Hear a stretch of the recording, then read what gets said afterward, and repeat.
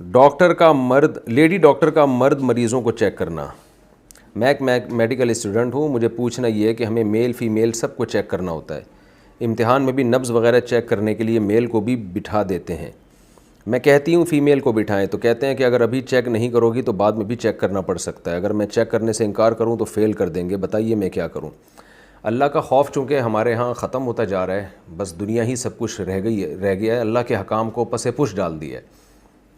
اللہ تعالیٰ نے مرد اور عورت کو اختلاط سے بھی منع کیا, ایک دوسرے کی باڈی کو ہاتھ لگانے سے بھی منع کیا, لیکن ہم لوگ فالو کر رہے ہیں گوروں کو.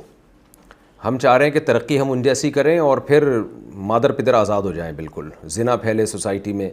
تو اللہ دیکھ رہا ہے, جس نے بنایا ہے نا وہ نہیں چھوڑے گا, وہ انتقام لے گا. اللہ کہتے ہیں فریحوا بما عندهم من العلم, پچھلی قوموں کے پاس جو نالج تھی نا, علم تھا, دنیا کا علم, اس پہ وہ فخر کرتے تھے اور ہمارے حکام کو پس پش ڈال دیا.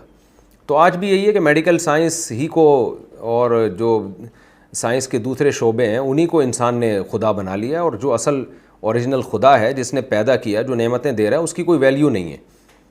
تو اس برے ماحول میں سروائیو کرنا ایک شریف لڑکی کے لیے بڑا مشکل کام ہو جاتا ہے, ایک عزت دار عورت کے لیے بڑا مشکل ہو جاتا ہے. آپ ان کو سمجھائیں کہ بھائی میں میل کو نہیں چیک کر سکتی, میں فیمیل ہی کا زندگی بھر علاج کروں گی, مجھے میل کا علاج کرنا ہی نہیں ہے. تو مجھے کیوں آپ ٹریننگ دے رہے ہو؟ پھر بھی اگر مجبوری ہے تو پھر آپ ہاتھوں میں گلوز وغیرہ لے کے کوئی ایسا یعنی پہن کے جو ہے نا نبض چیک کر لیں, مجبوری ہے, اور توبہ استغفار بھی کریں.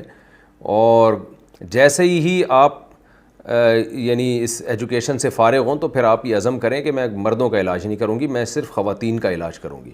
لیڈی ڈاکٹروں کی ضرورت ہے خواتین کے لیے, مردوں کے لیے میل ڈاکٹر بہت ہیں. مجبوری ہو تو مرد بھی بعض دفعہ ہوتا ہی ہے کہ ہم ہاسپٹل میں جاتے ہیں تو لیڈی ڈاکٹر بیٹھی ہوئی ہوتی ہے, تو وہ بھی ہسپتال کی غلطی ہے کہ آپ نے میل کے لیے فیمیل کو کیوں بٹھایا. پیشنٹ تو بیچارہ مجبور ہوتا ہے, وہ ڈاکٹر نہیں بدل سکتا, دوسرے ڈاکٹر کا ٹائم ہی الگ ہوگا.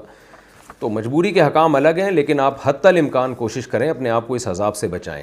میں اتنے واقعات ہیں میرے پاس جو لوگ شیئر کرتے ہیں, جو فیمیل ڈاکٹرز میل کا علاج خاص طور پہ ڈینٹسٹ میں, کیونکہ ڈینٹسٹ میں تو بالکل ہی منہ میں گھسا ہوا ہوتا ہے بندہ.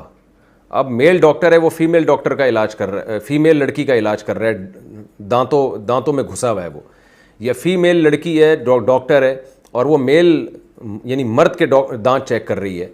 تو اتنے گھر تباہ ہو چکے ہیں نا اس چکر میں. یعنی ہمارے پاس ایسے کیس آئے ہیں کہ ایک خاتون نے کہا کہ میرا شوہر چونکہ ڈینٹسٹ ہے, وہ لڑکیوں کے دانت چیک کرتے کرتے نا ان کے گھر تک پہنچ جاتا ہے. اور کیا کچھ ہو رہا ہے سوسائٹی میں, ساری باتیں اوپن ہوتی بھی نہیں ہیں. تو میں بدگمان نہیں کر رہا آپ کو ڈینٹسٹ سے کہ ڈینٹسٹ سارے خراب ہوتے ہیں, لیکن ہم خرابی کے اسباب کیوں اختیار کریں, خرابی کے اسباب کیوں اختیار کریں. تو اللہ کا خوف ختم ہو گیا, اللہ تعالیٰ نہیں چھوڑے گا. اللہ نے کہا ہے کہ تمتعوا فإن مصیرکم الی النار, اڑاؤ مزے, آنا تم نے جہنم کی آگ کی طرف ہی ہے. تو ترقی کر لو گے آپ, لیکن آخرت برباد ہوگی. اب جس کا آخرت پہ یقین نہیں ہے وہ اس سے بھی زیادہ کرے, وہ تو نائٹ کلبوں میں جا کے برہنہ ناچے. وہ جیسے انگریز تو آخرت پہ یقین نہیں رکھتے, وہ تو سب کچھ کر رہے ہیں, وہ تو ہومو سیکشولیٹی کو بھی پروموٹ کر رہے ہیں. ابھی جو ہے وہ جو جس انتہا تک پہنچ سکتے ہیں وہ پہنچ رہے ہیں, اس کو باقاعدہ لیگل کر رہے ہیں وہ لوگ. تو ان کے ہاں تو اصول وہ آخرت کو مانتے ہی نہیں ہیں. تو جو نہیں مانتا اس کے لیے سب ٹھیک ہے پھر, لیکن اگر آپ آخرت کو مانتے ہو نا تو پھر اللہ نہیں چھوڑے گا, پھر یہ ذہن میں رکھنا. تو آپ کو میں یہی کہوں گا کہ جس حد تک بچ سکتی ہیں بچیں, جہاں ناممکن ہو بچنے کے لیے تو پردے کی پابندی کے ساتھ, اور ہاتھ میں کوئی گلوز وغیرہ لے لیں یا کوئی کپڑا ہو جس سے نبض چیک کر لی, اور اپنے آپ کو بچائیں اس برائی سے جس حد تک ممکن ہو.